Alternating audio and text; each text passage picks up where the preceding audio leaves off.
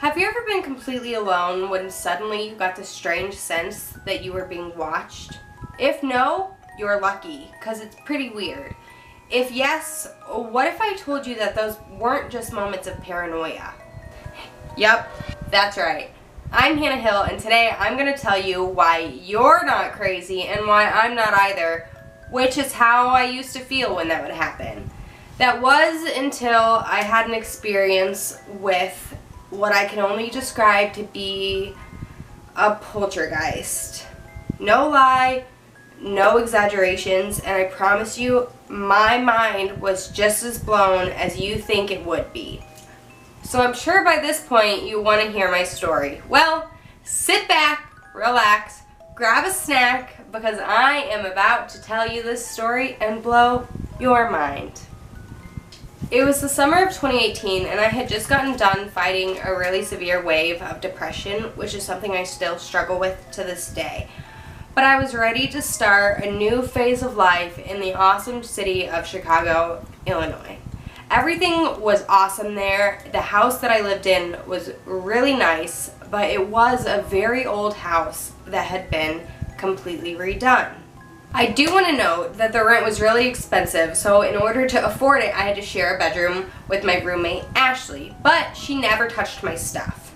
And for the most part, living there was normal and things went on normally. Maybe there was a shoe out of place here, my glasses out of place there, but nothing really noticeable happened. That was until something changed.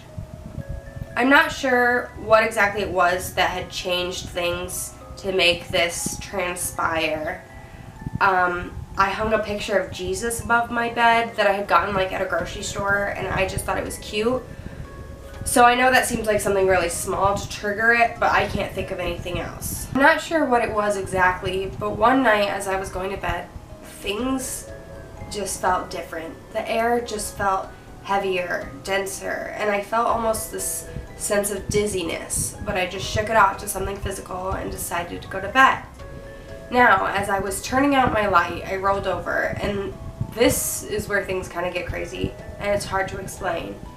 But as I shut my eyes, I saw, when you look at a light and you close your eyes and you can still see the light reflected. It was like that, but it was in the shape of a humanoid figure, and I could see it put its hand on its hip and give me this Cheshire cat smile, and then poof, it was gone.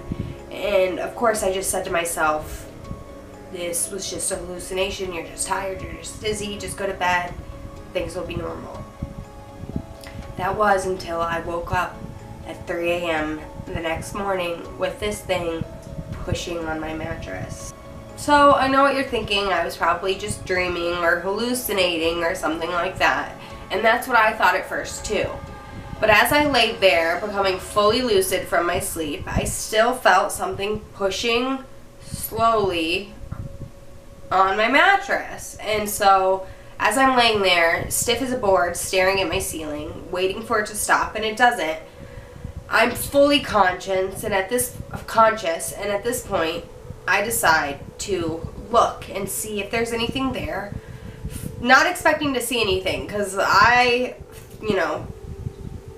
nobody believes that there's something pushing on their mattress. Even if they're feeling something pushing on their mattress, they're not going to believe that it's actually happening.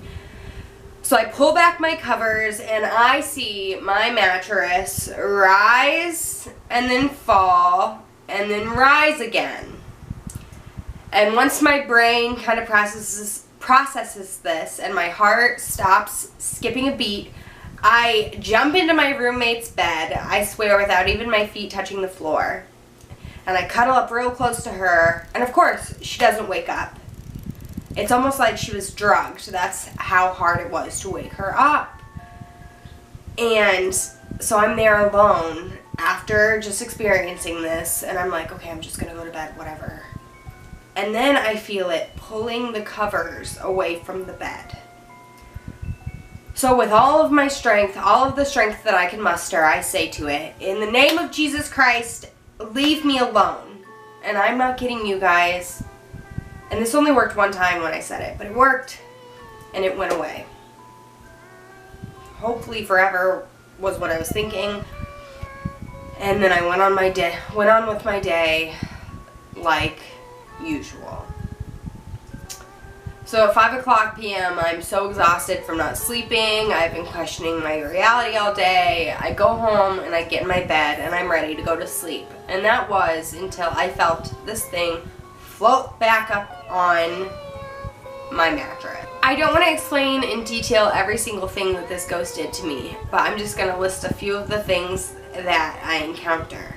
I felt this thing float up on my mattress, move my mattress, pull my hair, pull my covers, pull my pillow while I was awake, lift my arms while I was half asleep, but your arms don't just shoot up like that while you're sleeping. And then I would feel it moving underneath my covers so much that I would expect to wake up and see my dogs there, but my dogs weren't with me in Chicago. But that's how distinct this movement was. So me and my roommate got to the point where we decided we had to do something about this, and we traveled halfway across Chicago to find somewhere that sold sage, because they don't sell it in very many places.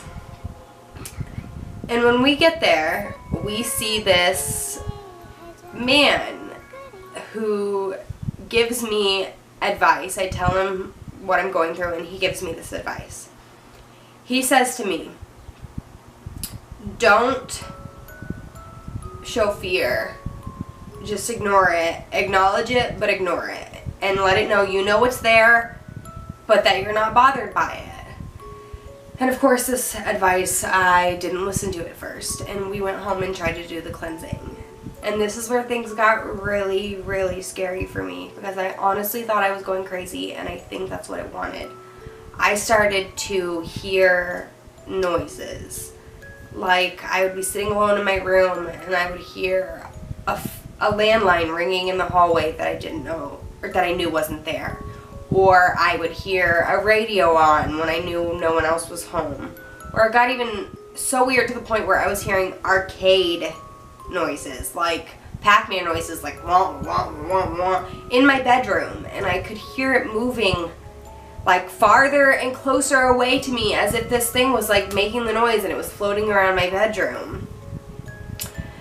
And so that was when I really decided to take this man's advice and start ignoring it. And things did get better, but they didn't completely go away. And it got so bad to the point where I decided to move back in with my parents because I was so scared. And finally, once I did that, things changed. So after this experience, I spent a lot of time questioning why this all happened to me. I mean, I wasn't harmed in any way. I was physically okay. I was mentally okay. And this is what I took from it. 1, it strengthened my faith in God and let me know that my fear is never stronger than my faith.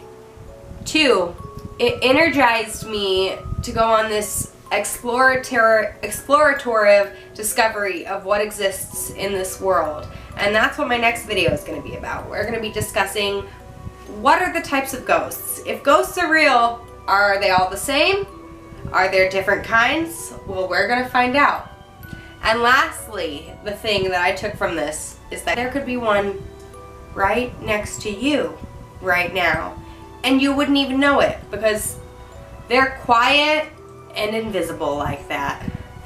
But alright, you guys, enough rambling. I hope you enjoyed this video so much. Please leave a comment and letting me know what you guys think.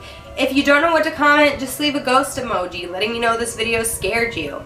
Also, I just set up a Twitter and an email for this YouTube account specifically, so if you guys want to message me or share any stories with me that you guys want me to share with my channel, I would love to do that.